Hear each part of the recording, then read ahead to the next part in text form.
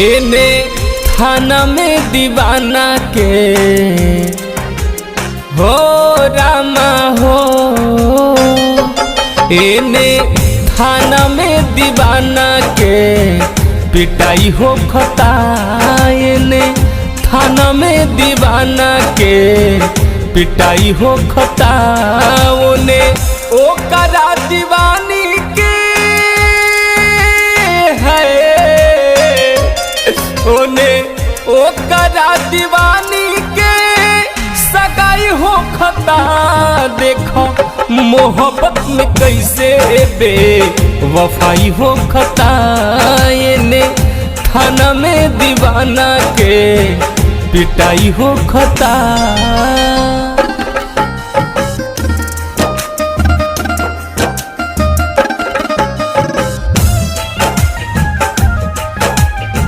Music by गौरव रोशन।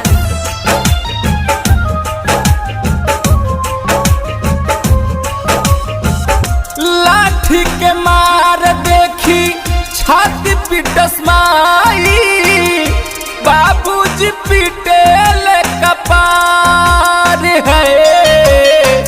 छोटा की बहिनिया के अखिया झर झर बरसे, हौसे लगौआ जवान है।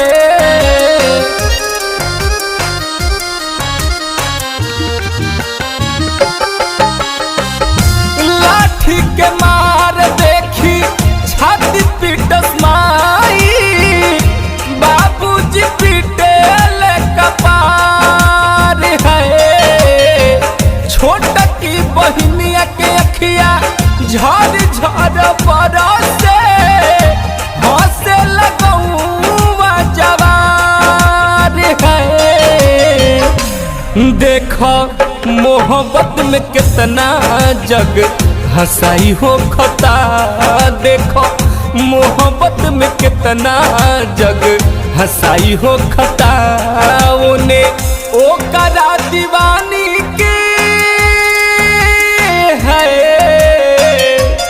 ओने ओकरा दीवानी के सगाई हो खता।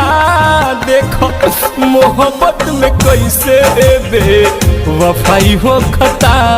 एने थाना में दीवाना के पिटाई हो खता।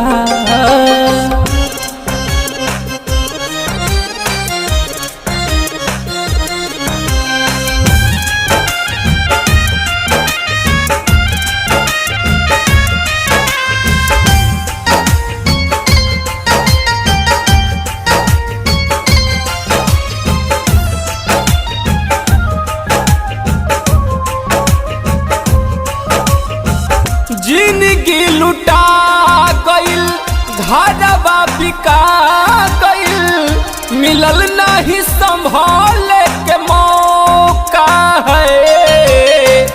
बन के उमरिया में बिगड़ गइल बबुआ, तब बुझल चाहते होबे धोखा है।